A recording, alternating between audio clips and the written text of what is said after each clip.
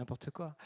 Avant de parler de diversité, moi, ce qui m'a amené à faire de la diversité et de l'inclusion, c'est des choses qui me révulsent, des choses qui me mettent en colère, c'est les questions d'égalité et les questions de justice sociale. Voilà, moi, je suis, comme peut-être pas mal d'entre vous, l'histoire de l'environnement, de la planète et tout ça, c'était pas ma priorité au début. C'est mes enfants qui m'ont converti à l'environnement. Et moi, ce qui a beaucoup animé mon parcours depuis le début, quand j'étais tout petit, c'était les questions d'égalité et les questions de justice sociale. Donc c'est ça qui a fait qu'au tout début de mon enfance, en fait, j'ai senti, parce que j'étais né dans un petit bled paumé au centre de la France, que mes parents étaient poissonniers, que les fils de poissonniers, c'était pas censé être des gens qui étaient bons à l'école. Tout ça, j'ai senti un petit peu de racisme social. J'ai senti que les gens qui étaient en province ou en ruralité, ils n'étaient pas traités sur le même pied d'égalité que les gens qui étaient à Paris. Enfin, j'ai senti des choses comme ça et j'ai vu des choses autour de moi qui m'ont fait réagir. Et donc, je me suis dit, bah, toi, ça va t'énerver.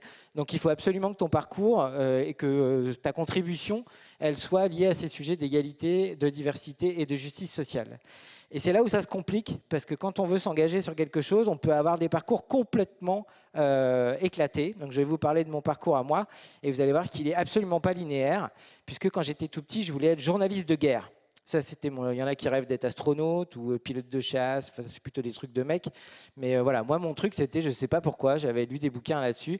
Je voulais porter le fer dans la plaie, comme Albert Londres, et je voulais aller raconter ce qui se passe dans les zones de conflit. Je voulais être là où ça castagne. J'aurais l'impression de servir mon sens de la justice et de dire des choses très importantes et d'être dans l'intensité. Donc, j'ai commencé à me préparer à faire des études pour être journaliste. Et donc, j'ai atterri à Sciences Po à Toulouse. Donc Sciences Po, là, école à concours. Pourquoi Toulouse? Parce que j'avais une petite amie à Toulouse à l'époque, et donc je n'ai passé qu'un seul concours, celui qui me permettait d'aller retrouver ma petite amie. Donc, vous voyez, c'est très stratégique chez moi, les choix de vie. Et d'ailleurs, quand je suis arrivé à Sciences Po Toulouse, ça s'est fini avec ma petite amie le jour de la rentrée. Donc je me suis retrouvé tout seul à Toulouse. Bon, ça vous fait rire. Donc voilà, je me suis retrouvé tout seul à Toulouse, dans la grande ville, venant de la campagne. Et donc à Toulouse, j'ai commencé à faire des études de sociologie politique et de sciences politiques. Et j'ai étudié pas mal le monsieur qui est en noir et blanc, là, qui s'appelle Bourdieu, et qui a réfléchi beaucoup sur la manière dont les élites se reproduisent et tout ça. Et ça parlait à mon petit côté provincial revanchard. Je le regardais autour de moi à Sciences Po, à Toulouse, et en fait, il n'y avait que des gens qui n'étaient pas exactement comme moi, qui ne venaient pas d'un milieu modeste, qui venaient souvent plutôt d'une grande ville, dont les parents avaient souvent fait Sciences Po et tout ça. Et ça me saoulait un peu, donc j'avais envie de creuser un petit peu le sujet. Et donc, en parallèle de toujours vouloir être journaliste de guerre, j'ai commencé à étudier les mécanismes de reproduction des élites. Et j'ai regardé depuis 1945 quelle était la sociologie de tous les gens qui ont intégré des grandes écoles de sciences politiques. Et en fait, plus on avance dans le temps, moins il y a de diversité dans les gens qui sont dans les grandes écoles. Il y avait beaucoup plus d'ouvriers, de fils d'agriculteurs et de fils d'employés à Polytechnique, à Centrale et à Sciences Po dans les après-guerres que maintenant. Donc en fait, ça ne s'est pas arrangé. C'est un peu bizarre. Donc ça m'énervait aussi, parce que je me disais, mais si on veut changer la politique d'un pays, il faut qu'il y ait des gens très divers qui soient, et donc des gens qui soient plutôt issus des classes populaires. Et malheureusement, ce n'est pas le cas. Quand j'ai commencé à creuser ces sujets-là aussi, j'ai vu que ça allait être compliqué pour moi d'être journaliste de guerre, parce que déjà, il faut être un très très bon journaliste, très bien expérimenté, et puis après, des journalistes de guerre, il n'y en a pas beaucoup. Donc je me suis dit, mec, tu ne vas pas y arriver à être journaliste de guerre, il faut que tu changes ta mission de vie. Et donc je me suis dit, bah, laisse tomber le journalisme, tu n'as qu'à garder que la guerre. Et donc je me suis dit, bah, après Sciences Po Toulouse, tu n'as qu'à faire l'école de Saint-Cyr, donc l'école spéciale militaire de Saint-Cyr, des officiers, que j'ai préparée avec intensité et avec abnégation, et où j'ai été reçu major en 1996. Là, vous applaudissez normalement. Sauf que moi, Saint-Cyr, je m'imaginais que j'allais étudier la stratégie militaire, que j'allais refaire la bataille du Kippour ou Austerlitz ou des trucs comme ça. Et en fait, pas du tout. On apprend à être militaire, on apprend à creuser des trous, on apprend à commander des gens, à utiliser des armes. Et moi, ça m'a saoulé. J'étais plutôt un intello, j'avais déjà un bac plus 4. Et je me suis dit, non, ça va pas du tout. Donc j'ai démissionné au bout d'une semaine. Donc voilà. Donc, comme ça, j'ai libéré une place derrière moi. Donc bon. Saint-Cyr, la guerre, tout ça, ça allait pas le faire.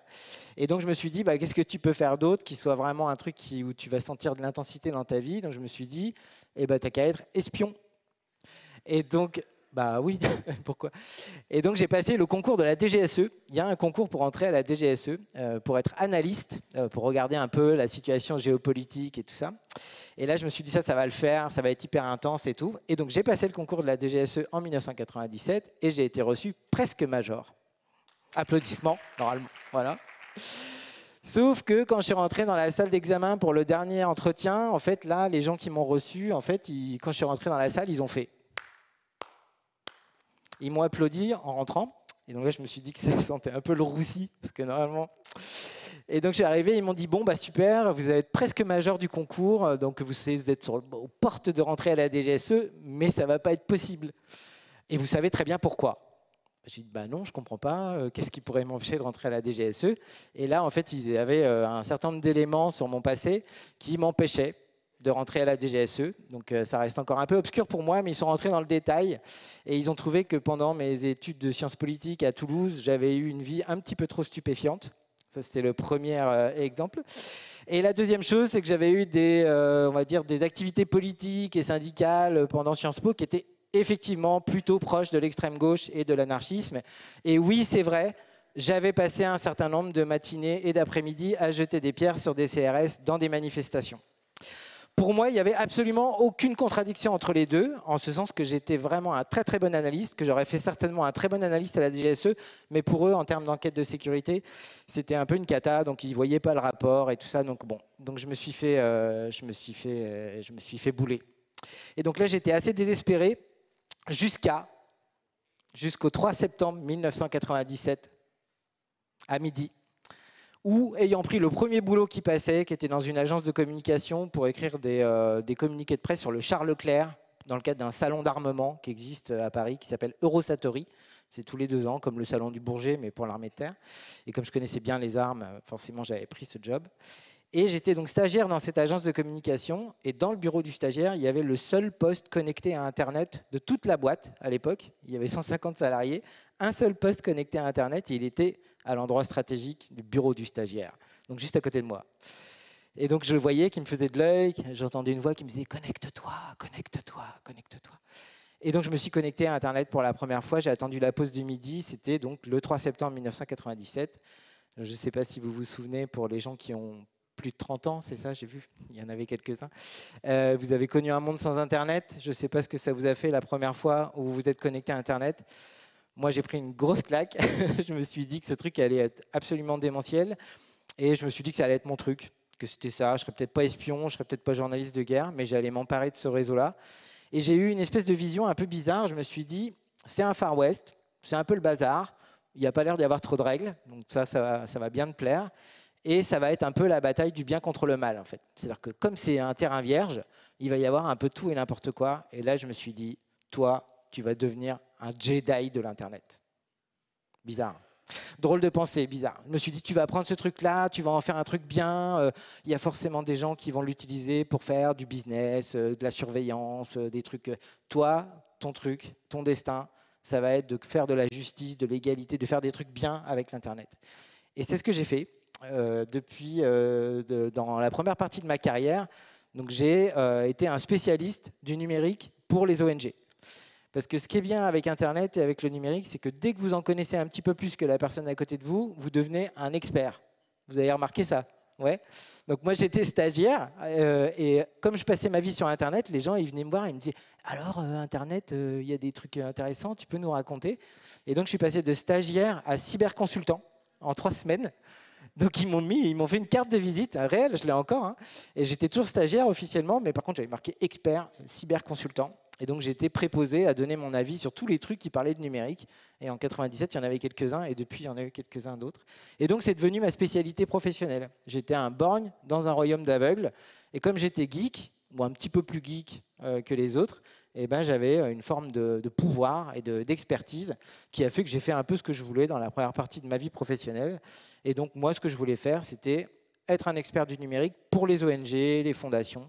Et donc, j'ai passé 15 ans à conseiller les associations, les fondations, à collecter de l'argent, à trouver des bénévoles, à mettre un peu le bazar, à faire du plaidoyer. Donc, au début, j'étais dans des agences de communication. Après, j'ai monté mon agence.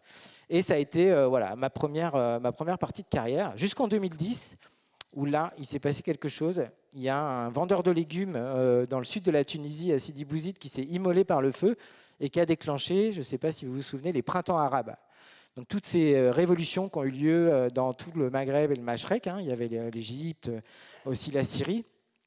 Et à ce moment-là, donc il y a eu des révolutions, les gens se sont emparés des réseaux sociaux, ils ont commencé à dire que la dictature, ça suffisait. Et là, il y a certains dictateurs, en Égypte et en Syrie, qui ont fermé Internet. Je ne sais pas si vous vous souvenez de ça. Ils ont complètement coupé les accès au réseau. Et là, qu'est-ce qui s'est passé? Et il y avait aussi, c'était l'époque de Wikileaks, où il y avait des secrets qui étaient publiés par Julian Assange sur Wikileaks.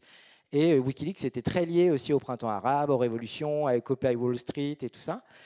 Et quand Internet a été verrouillé dans certains pays, ou quand Wikileaks a été fermé, il y a une figure qui s'est levée sur Internet et qui a voulu prendre la défense de la liberté du réseau, que vous voyez ici, qui est Anonymous. Donc les pirates masqués d'Anonymous. C'était la grande période. Ça parle à tout le monde, ça, Anonymous? Ouais.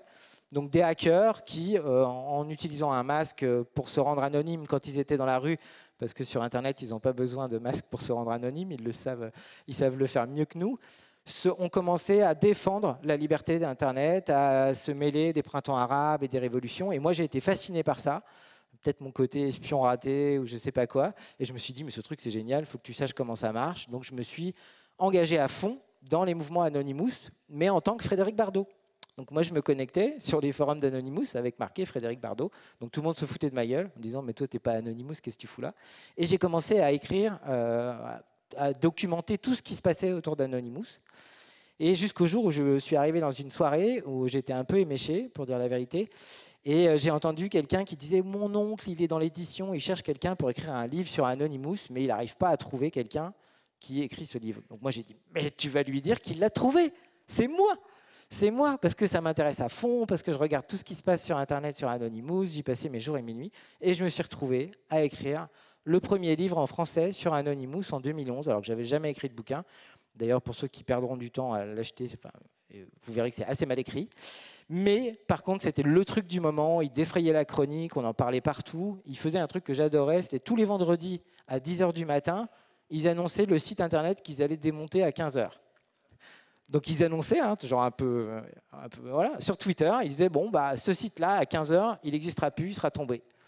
Moi je me disais mais t'imagines, t'es l'administrateur du site, t'es la DSI, et là tu vois ton truc sur Twitter, merde on va se faire défoncer. Et donc à 15h, boum, le truc qui tombait, et c'était des énormes trucs, genre le FBI, la CIA, tout ça machin. Donc j'ai été fasciné par ces gens-là, et j'ai regardé en fait comment ils fonctionnaient, etc. Et ce qui m'a fasciné, c'est à quel point être un hacker, connaître l'informatique, savoir coder, savoir les réseaux, c'était vraiment un truc qui donnait un pouvoir monstrueux. Parce qu'en fait, à une bande de quelques milliers de personnes, ils ont mis un sacré bazar. Bon, après, ils ont été beaucoup réprimés par toutes les polices et tous les services de renseignement. Mais moi, j'avais pu voir à quel point connaître Internet, ça pouvait faire de moi, d'un stagiaire, un expert en 10 minutes. Et j'ai vu que encore plus loin, quand tu sais coder, quand tu sais utiliser les machines, ça donne un pouvoir monstrueux.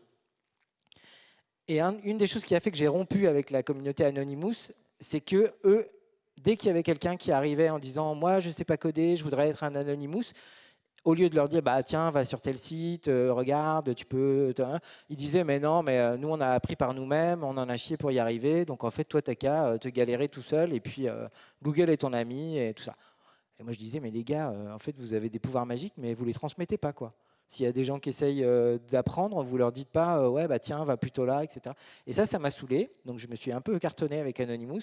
Ça a même fini dans une émission de radio. Enfin bref, je vous passe les détails, je ne suis pas là pour raconter ça. Et donc, ça, j'ai gardé cette idée chevillée au corps que le numérique, les compétences numériques, c'est des pouvoirs magiques. Et que ça, bah, en fait, quand vous transmettez ça à des gens qui ont vraiment besoin d'avoir du pouvoir, de gagner leur vie, de trouver du taf, parce qu'il y a énormément de boulot dans le domaine du numérique, ça a été rappelé, j'ai trouvé ça génial. Et là, j'ai fait un petit tilt dans ma tête et je me suis dit, pourquoi est-ce que tu ne montes pas une école numérique gratuite qui forme les demandeurs d'emploi et tous les gens qui ont besoin de bosser à ces métiers du numérique qui sont hyper recherchés? J'ai créé aussi un autre livre en disant il faut apprendre à coder à tout le monde à l'école. Donc il est sorti en 2014 et à partir de 2015, il y a eu des cours de Python et des cours de Scratch dans les établissements scolaires. Normalement, tous vos enfants sont censés entendre parler de programmation et de coding à l'école. Je ne sais pas si c'est le cas de tout le monde parce qu'il faut former tous les profs aussi, donc ça prend un petit peu de temps. Mais en gros, je me suis dit bah voilà, ça va être ça ton nouveau défi. Laisse tomber Anonymous, c'est trop compliqué. Parce que forcément, comme j'étais proche d'Anonymous, mes copains de la DGSE, ils sont revenus me voir. en me disant mais qu'est-ce que tu fais là? C'est qui le chef d'Anonymous? Tu peux pas nous... Il n'y a pas de chef, mais non, on ne te croit pas et tout ça. Donc voilà, je me dis ça sent le roussi. Donc j'ai arrêté un peu les conneries avec Anonymous et je me suis dit voilà, il faut absolument que tu démocratises les pouvoirs magiques du numérique. Sauf que j'ai pas été le seul à avoir cette idée-là. Il y a lui aussi, qui s'appelle Xavier Niel, qui le même jour où on allait sortir Simplon en disant ouais, on va faire une école à Montreuil, ça va être génial, ça va être gratuit, lui, il a annoncé qu'il mettait 10 millions d'euros de sa poche pour faire l'école 42. Donc là, on a eu un grand moment de solitude. Hein. On s'est dit merde, on est mort. Et en fait, c'est le contraire qui s'est passé. Ça nous a complètement propulsés au devant de la scène, au même titre que 42, alors que nous, on avait 10 000 euros de fonds propres. Hein. Lui, il avait 10 millions. Parce que si ce mec, il met 10 millions d'euros de sa poche pour faire un truc, c'est que c'est une bonne idée. Forcément, tout le monde pense que ça va marcher. Et donc, en fait, on est né en même temps que l'école 42, donc pas avec les mêmes moyens. Hein. Ça, c'est les locaux qu'on a eus et qu'on a financés avec un banquier un petit peu fou qui nous a accordé un prêt. Et nous, on était vraiment focalisés sur les jeunes des quartiers. Et on est ce qu'on appelle une entreprise de l'économie sociale et solidaire. Mais quand vous partez avec 10 000 euros de fonds propres, sans modèle économique, sans rien, c'est plutôt l'économie sociale et suicidaire. Voilà, si vous voyez ce que je veux dire. Donc le modèle économique était un peu approximatif, il reste un peu approximatif. Mais le truc qu'on avait chevillé au corps, c'était de dire, tout le monde a du talent. Ah, c'est pas les slides dans le même sens que j'avais mis, mais c'est pas grave, peu importe.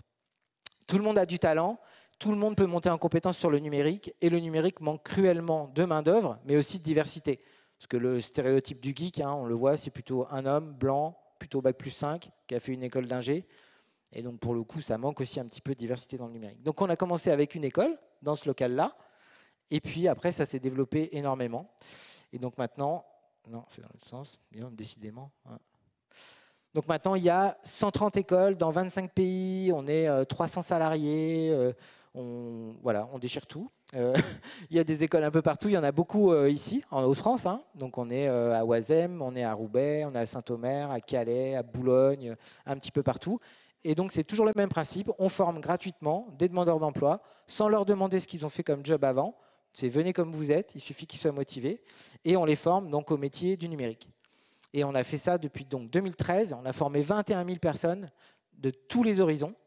Dans plein de pays différents. Donc la moyenne d'âge, elle est presque comme celle chez Decathlon, hein, c'est 28,9 ans, 28,8. Par contre, la sociologie, elle est un peu différente. Donc il y a à peu près 50% des gens qui n'ont pas le bac chez nous et qui finissent informaticiens ou développeurs ou développeuses ou data machin ou cybertruc ou blockchain machin. On a un taux anormalement élevé de femmes, vous voyez, 37%, alors que dans le monde du numérique, plus vous êtes proche du métal et de l'ordinateur, moins il y a de filles. C'est ce qui se dit dans le monde du numérique.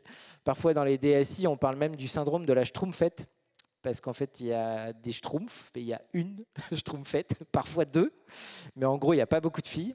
Et donc ça, nous, on voulait lutter contre ça et féminiser ces métiers-là. Et on a 20% de personnes qui sont réfugiées ou migrants, 10% de personnes en situation de handicap.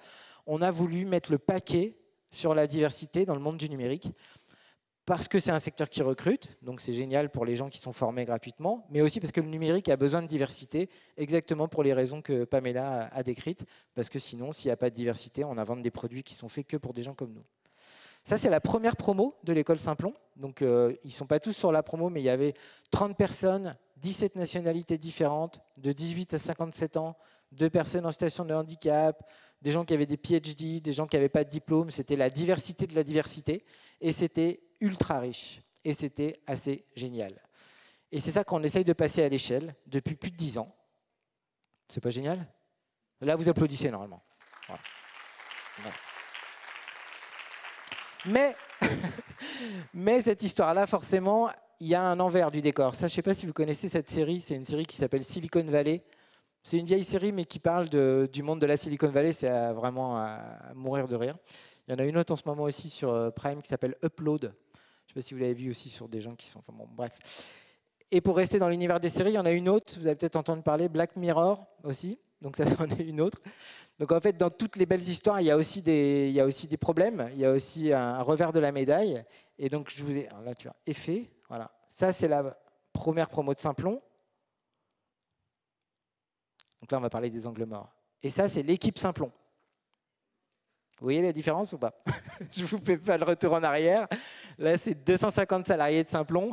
Et vous voyez qu'en fait, globalement, comme ça, en regardant, et ben, c'est un peu peut-être comme chez vous, il y a plutôt des gens blancs, plutôt des bac+5. En fait, on est beaucoup moins divers que nos apprenants et que les gens qui sont dans nos écoles. Comme j'imagine vous à Decathlon, vous êtes peut-être moins divers que les clients qui sont dans vos magasins, ça c'est sûr. Mais donc voilà, il y a un premier angle mort là dont j'avais envie de partager avec vous, c'est que tout le monde est à fond et tout le monde, tous ces gens-là se lèvent le matin pour la diversité. Et nous-mêmes, en tant qu'organisation, on n'est pas à nos chiffres en termes de handicap. On a une courbe d'âge et une courbe de diplôme qui n'est pas du tout représentative des personnes qu'on a dans nos formations. Et donc, un des premiers angles morts dans les questions de diversité, c'est ça. C'est on peut faire des choses sur la diversité, mais il faut déjà être soi-même un petit peu divers. Et là, vous voyez que notre belle et magnifique équipe, eh ben, elle manque un petit peu de diversité. Non, encore dans l'autre sens. La deuxième chose, c'est que pour avoir 37%, voire 43% de femmes dans nos formations, on a été obligé de faire des choses qui sont assez tabous, c'est qu'on fait de la discrimination positive.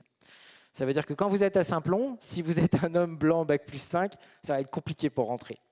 Par contre, si vous êtes une femme sans diplôme, que vous venez d'une origine racisée ou d'un quartier populaire, ou si vous avez un handicap, ou si vous avez, je sais pas, si vous êtes migrante, bah, vous allez avoir beaucoup plus de chances de rentrer à Saint-Plon.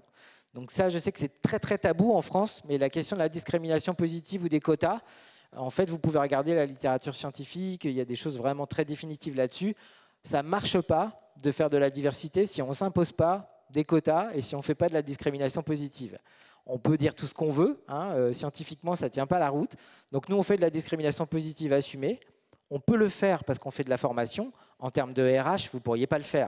Vous ne pouvez pas faire une offre d'emploi en mettant réservé aux femmes, ou réservé aux personnes migrantes, ou réservé au bac-15. Ça n'est pas possible. Nous, en formation, on peut le faire et on ne se gêne pas. On joue vraiment le truc à plein. Et la deuxième chose, c'est qu'on a des quotas. Donc en fait, on ne peut pas ouvrir une école Saint-Plon si on n'a pas minimum 30% de filles ou 40% de personnes sans bac, etc. Donc on a assumé complètement le côté quota. Et donc ça, c'est quelque chose aussi qui n'est pas facile, parce qu'on a même des réclamations, on a même eu des procès de gens qui nous ont attaqués parce que c'est de la discrimination. Donc on a eu des gens qui avaient des masters, par exemple, qui nous ont dit « moi, je suis discriminé par Saint-Plon parce que je ne peux pas rentrer à Saint-Plon parce que j'ai un master ». Donc vous voyez, les questions de diversité, c'est toujours très compliqué de faire les chiffres et de changer vraiment la donne, et en même temps de ne pas générer un retour de bâton assez puissant. Donc on a travaillé beaucoup sur les stéréotypes, mais nous-mêmes, on est obligé de faire de la pédagogie sur le fait qu'on fait de la discrimination positive.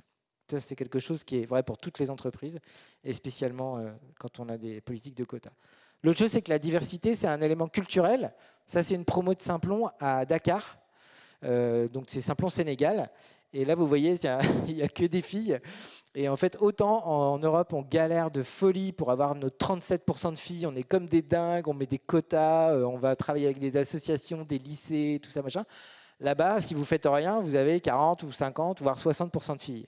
Donc en fait, les questions de diversité, ce n'est pas un truc absolu où genre il faut des quotas, les mêmes partout, etc. C'est très très géolocalisé, c'est une histoire de circuit court, hein. C'est un produit local, la diversité. Et donc au Sénégal, dire qu'on veut des filles dans nos formations, ça n'aurait absolument aucun sens. Parce que pour le coup, même au Maroc, on a 38% de filles, etc. Donc ça, c'est la deuxième chose que je voulais partager avec vous. C'est la diversité, il y a un contexte aussi, c'est toujours très contextuel. L'autre chose, c'est qu'on insère des réfugiés, des personnes en situation de handicap, des décrocheurs scolaires, des gens en reconversion. J'ai même un petit clin d'œil à Mathias qui, à un moment, a voulu candidater à Saint-Plon quand il avait envie de changer d'orientation. Donc, c'est vraiment des gens complètement différents. Je ne le savais pas avant qu'il m'en parle. Mais donc, on s'est traité plein de diversités différentes. Mais alors, il y en a une où on galère de folie, c'est l'âge. Il faut savoir que pour Pôle emploi, vous êtes senior à partir de 45 ans. Ouch. Ouf. Désolé.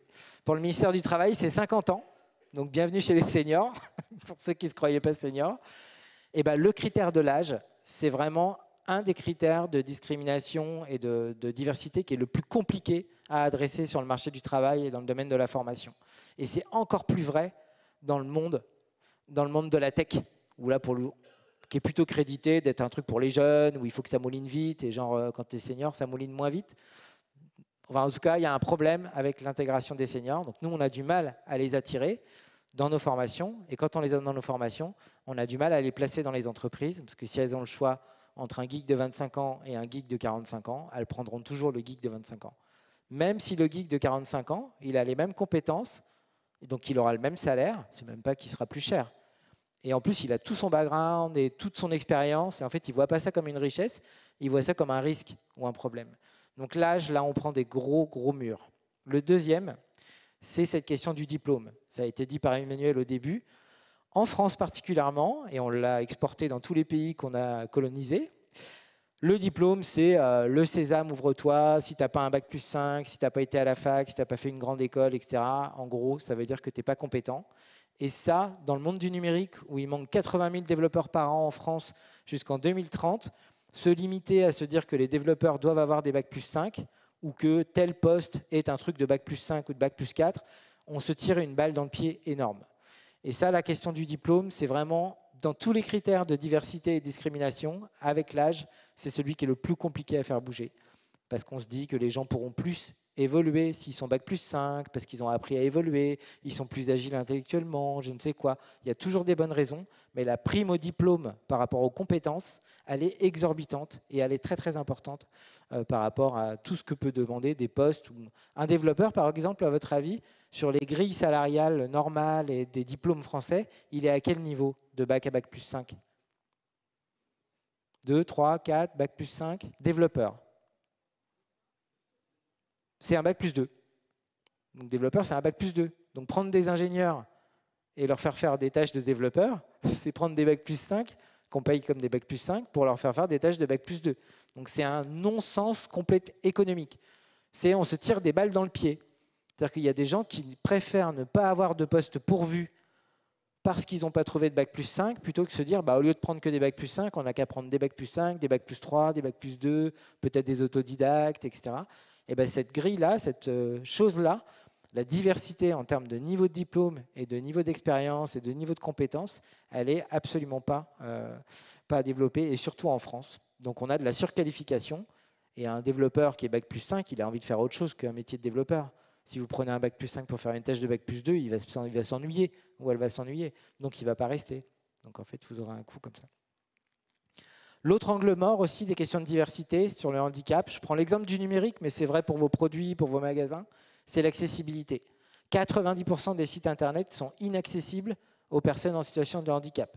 Ça veut dire dyslexiques, des gens qui ont des problèmes de vue. Enfin, le handicap, c'est très très large. 80% des handicaps sont invisibles. Vous imaginez 90% des sites internet se coupent de millions de personnes, milliards au niveau de l'humanité. Il y a à peu près 2 milliards de personnes en situation de handicap en France. Et donc là aussi, les questions de diversité, ce n'est pas juste une question d'inclusion, c'est des questions de business. Parce que ces 90% de sites internet, ils se privent de millions de clients et de millions de gens qui pourraient interagir avec leurs services. Donc là-dessus aussi, à Simplon, on a des actions spécifiques sur la partie accessibilité numérique. Mais la diversité, c'est aussi faire attention au type de biais, ça a été rappelé par Pamela, et l'accessibilité numérique, c'est quelque chose de très important. J'en reviens pas, j'avais des milliards d'exemples, mais j'aurais pas le temps et je préfère qu'on interagisse, mais sur les biais algorithmiques, donc entre les algorithmes de reconnaissance faciale qui ne reconnaissent pas Michelle Obama ou qui la confondent avec un singe ou avec autre chose parce qu'elle est d'origine afro-américaine, les algorithmes d'IA et de reconnaissance faciale qui reconnaissent plus facilement les hommes que les femmes parce qu'ils ont été entraînés sur des données qui sont principalement masculines, l'algorithme de tri des CV d'Amazon qui s'étaient entraînés sur tous les CV qu'ils avaient reçus, notamment au niveau tech. Et comme tous les CV qu'ils avaient reçus, c'était plutôt des CV de mecs, parce que c'était pour des profils tech. CF, la discussion d'avant, l'IA, elle s'était dit, c'est plutôt les mecs alors qu'ils sont meilleurs que les filles. Non, juste, tu t'es entraîné sur des données qui étaient biaisées. Pareil pour l'Apple Card et le système d'assurance qui avait été lancé en 2019 par Apple. Le système de scoring, qui donnait le taux d'intérêt des crédits revolving, il était plus important pour les femmes que pour les hommes, parce qu'elles étaient considérées comme moins solvables, parce que mathématiquement, elles travaillent moins parce qu'elles ont du travail domestique, etc. Et même Steve Wozniak, qui est le cofondateur d'Apple, il avait fait le test, il avait demandé un crédit pour lui et un crédit pour sa femme, et ils avaient des taux différents. Mais la femme de Steve Wozniak, je pense qu'elle n'aura jamais de problème pour rembourser un crédit, vous voyez ce que je veux dire? C'était un petit peu bizarre. L'autre angle mort aussi, et j'ai bientôt fini sur la diversité, c'est le washing. C'est-à-dire en fait le fait de parler beaucoup de diversité sur des trucs qui sont à la mode, mais voilà, de ne pas faire trop le boulot pour le reste. Donc en ce moment, il y a beaucoup de washing sur la partie LGBTQIA+. Donc vous voyez, c'est tout ce qui est trans, homo, lesbienne, tout ça, ça agite beaucoup les gens. Il y a une journée du coming out, il y a plein de choses. C'est très très bien de travailler ces questions-là en termes de diversité. Mais dans les critères de diversité qui sont légaux en France, il y en a 22. Et là, vous en prenez qu'un. Donc il y a des gens qui font des énormes campagnes sur un truc, genre les LGBT, ou sur les femmes, ou sur machin. Mais par contre, pour tout le reste, on ne les entend pas de l'année. Donc là aussi, la diversité, ce n'est pas un truc où on peut choisir. Il faut adresser tout en même temps, parce qu'en fait, tous les critères sont importants. Ça ne veut pas dire qu'il faut être bon partout, mais ça veut dire qu'il faut faire des efforts partout. Un petit gros mot avant de finir, l'intersectionnalité, c'est un peu ce que je viens de vous dire. C'est-à-dire que le problème de la diversité, c'est qu'on le voit un petit peu en silo. Donc on va faire des trucs pour les femmes, des trucs pour les personnes en situation de handicap, des trucs pour les gens sur le diplôme, des trucs sur l'âge. Mais en fait, on n'est pas une seule de ces catégories. Il y a des gens qui sont plusieurs et qui cochent plusieurs cases, entre guillemets. Et comme disait Coluche, pour eux, c'est beaucoup plus difficile quand tu es grand, petit, moche, machin. Et bien là, c'est pareil, en fait. Avoir une approche diversité en termes de silos et ne voir qu'un critère à la fois, vous ratez quelque chose qui est que les gens, ils sont parfois multiples et qu'à Saint-Plon, par exemple, on pousse le vice jusqu'à chercher plutôt des femmes qui n'ont pas de diplôme, qui viennent des quartiers et qui sont d'origine racisée. Donc l'intersectionnalité aussi, c'est quelque chose, quand on pense à la diversité, c'est pas de regarder les choses par silo, mais d'essayer de connecter les points et de voir les choses dans leur diversité. Et là-dedans, il n'y a pas les gauchers, petit clin d'œil, mais voilà, la diversité, elle est partout, le diable est dans les détails, donc ça, c'est quelque chose à garder vraiment à l'esprit. Et puis un petit clin d'œil pour finir, l'étymologie du mot inclusion. Inclusion en latin, ça veut dire enfermement, parce qu'il s'agit d'inclure les choses. Et donc, il faut faire attention aussi quand on parle de diversité et d'inclusion, à ce qu'en fait, on n'enferme pas les gens et à ce qu'en essayant de faire quelque chose de bien et de vertueux pour la diversité, en fait, moi, je ne suis pas qu'un homme blanc, cisgenre, hétérosexuel, bac+5. Ce n'est pas ça qui me définit. C'est beaucoup plus que ça. Si vous me regardez uniquement par ce prisme-là, vous n'aurez pas compris qui je suis. D'où la petite carte que vous avez sur vos fauteuils. Vous l'avez regardé. La diversité, c'est être invité à une teuf. L'inclusion, c'est vous êtes invité, mais en plus, on vous demande si vous voulez danser. Et l'appartenance et le vrai lâcher-prise complet, c'est quand vous pouvez être invité, que vous n'avez pas besoin qu'on vous invite à danser et que vous pouvez danser devant tout le monde comme si personne n'allait se fiche de votre figure. Et ça, on voit bien que c'est un problème de culture. Donc, c'est sur ces questions-là de culture qu'il faut avancer. Et je vous remercie de m'avoir